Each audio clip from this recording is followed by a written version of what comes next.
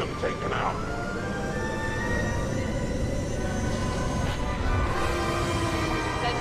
All right, Rob, so we're here, phase 1 of Starfighter Assault. What is the objective? Well, you can see the rebels need to take down the Imperial defenses. That's the turrets and the Imperial light cruisers need to be destroyed. And then the Empire, all they have to do is just make sure that they take out the rebel scum. That's right, just defend. Just like that right there, Wow. boom, an A-Wing getting blown out of the sky by Narwhal Dave. So this is a new ship that we've never seen before in Star Wars Battlefront, the TIE Bomber. What is this class and what does it do? Yeah, it's our new bomber class. It's heavily armored and armed to the teeth. Really great for taking down objectives. You can see here, like you were saying, it is a tank. It does a lot of damage. One of my favorite abilities that it has is the multi-rockets, that it's able to shoot multiple rockets at multiple targets. Yeah, if you use those two abilities at once, you can have 5 missiles in the air. 5 missiles. Look at it just tearing through these X-Wings, these A-Wings. It's just getting the job done. Now here's another ship that we've seen before in Battlefront, but it's been reworked. It's a little different. This is the A-Wing, and it falls within the Interceptor class. How does it work, Rob? Well, it is the Interceptor class. It's fast and agile. It wasn't agile enough, though, unfortunately, getting taken out. It's a bit of a glass cannon. It is most definitely a glass cannon. Now we have the Y-Wing, which is the bomber class, but for the rebels. How is it a little different from the TIE bomber that's right on its tail? I don't even think he knows he's there. He's attacking for the rebels. It's a Y-Wing. He's doing a bombing run, but no more. Now, Rob, we've seen a lot of ships flying around, the X-Wing and the TIE Fighter, definitely iconic ships in the Star Wars universe. Where do those fall into all of this? So they're a balanced class. They're quite good at dogfighting. Also, they can take on objectives. So they're kind of flexible. Flexible, but not flexible enough. Tommy T taking out these X-Wings. He's going ham right now, again, in that TIE bomber. He's going to work. There he is, Narwhal Dave. No, he was in the Y-Wing, and he just got rammed by a TIE bomber. Sorry, Dave. That's not cool. Not at all. Now, the Rebels are definitely doing a lot of work right now. They are melting through those Imperial light cruisers. Those, as you can see, X-Wing, like you said before, it's there to take out those objectives, and the X-Wing is just melting through it. 15% left on this first phase. It looks like this Imperial light cruiser is definitely going to go down. Boom! Here it goes. See you later, dude. He's gone. He's out of here. Now, Y-Wing, you said, was there to take care of the objectives. He's doing this bombing run. He's definitely just tearing this Imperial light cruiser apart. And there it goes, the second one down. That's two. Yeah, they did their jobs there. Moving on to the second phase. Rob, how does the second phase work in Starfighter Assault over Fondor? The rebels need to get into this tunnel and blow up all 4 shield projectors that are still protecting the dock. Okay, so, ooh. Ouch. You still have to watch out for those cinder turrets, though. Yeah, they're still there. All right, Rob, so we've been talking about all these ships. We haven't really mentioned the hero ships, and here's our first sight at Darth Maul's Scimitar. What is so unique about this Sith Lord ship? Well, there's a reason you haven't seen him very much. Because he's invisible. He's a stealth ship. I see, okay. And now here's another hero ship, Poe Dameron's Black 1 X-Wing. Rob, what's so special about this X-Wing? What makes it so different? Well, it's black. I got that part. What's different about it? Well, Poe's a natural leader, so he's got an area of effect that can help his friends out around him. Now, we also saw another hero ship. Hopefully, we'll be able to jump back into that. That is the Millennium Falcon, piloted by Han Solo and Chewbacca. Now, here is another iconic ship in the Star Wars universe, Boba Fett's Slave 1. Rob, what do we have to watch out for with this bounty hunter ship? Pretty much everything. It's Slave 1. He's got concussion missiles, he's got ion cannons, and a seismic charge. Seismic charge. What's so dangerous about a seismic charge, Rob? Well, in this closed environment, it's going to get a lot of kills.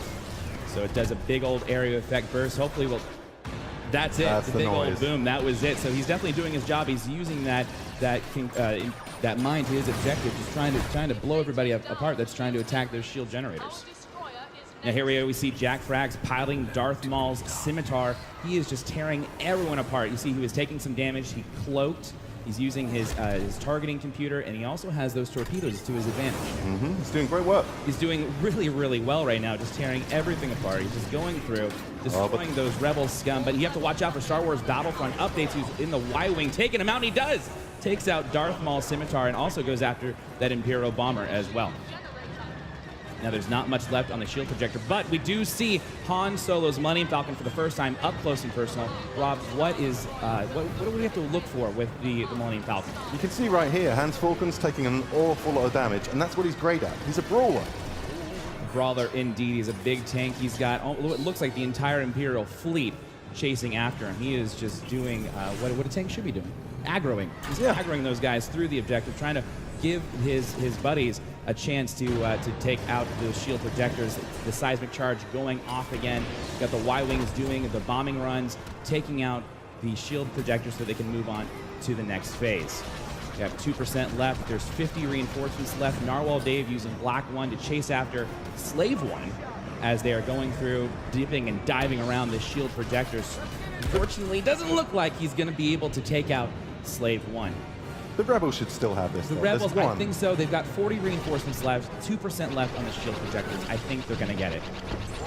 Now we're getting a better look at Han Solo's Millennium Falcon. You see he's got some really cool abilities at his disposal as well. But we got Battlefield France doing what seems to be the last and final strafing run on the shield projectors. And he does end up taking them out, taking the Rebels to the third and final phase. Now, Rob, let's do a quick recap. We had phase 1, where the Rebels had to destroy the Imperial light cruisers. Then in phase 2, they had to destroy the shield projectors. And now we get to move on to phase 3. What's that all about? The Star Destroyer is still getting power from the dock, so the Rebels need to disable the power couplings, leaving the reactor core vulnerable. Now, once the reactor core is vulnerable, is it always available for destruction, or do they have to do anything else? They've got about a 30-second window to do as much damage as they can. And then the couplings will then come back down. That's right. All right. Well, Battlefront updates, again, just doing immense work with the Millennium Falcon, but we've got to watch out for this group of TIE bombers that look like they found prey. They smell blood in the water. They're going to be going after the Millennium Falcon. I don't want to give Battlefront updates. I want to tell him the odds, but he's got to watch out right here. He is a tank, but 2 bombers on him, I'm not so sure. I mean, that's about 10 rockets. I mean, I'm not the best at math. I think that's 10 rockets that he has to watch out for. These TIE bombers are staying on the rear of the Millennium Falcon. They keep on getting those locks. Multiple missiles going after him. I don't think he's going to be able to make it. He's evading pretty well so far. He's doing a great job, but unfortunately, no, the Millennium Falcon is taken out of the fight. But Narwhal Dave is right behind those enemy TIE bombers, trying to take them out. He is an ace pilot. Looks like he's doing a lot of work right now. As you see, he's using those dual proton torpedoes, taking out the first TIE bomber. He's getting a little bit of damage using that astromech to repair the X-Wing, and then the weapon overcharge, where he's able to fire all of those lasers at the same time. 4 at the same time. Yeah, and unfortunately, he was trying to go after Slave 1, but wasn't able to do it. The power couplings have been disabled. The Rebels are doing a lot of damage to the reactor, but it doesn't look like there's enough. They have been re-enabled, and it looks like the Rebels have to go back and try to get those couplings off of the... They'll get another chance. They will get another chance.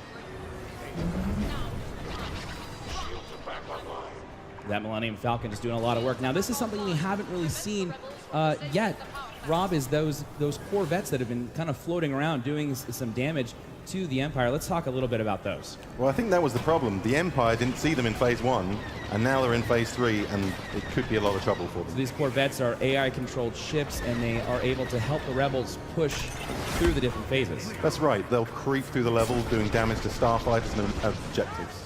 You know, we're back on board with Narwhal Dave, who's in the X-Wing, and he is an amazing pilot. He is handling that X-Wing so well. Rob, you guys have done a fantastic job just rebuilding the controls for these starships. Yep, we rebuilt them all from the ground up, and they're all unique, every ship. That is so awesome. Again, back on board the Millennium Falcon, taking out those cinder turrets. It looks like the power couplings have been disabled again. The reactor core is going down, and that's it. It's been melted away. The Star Destroyer is gone. Victory for the Rebels.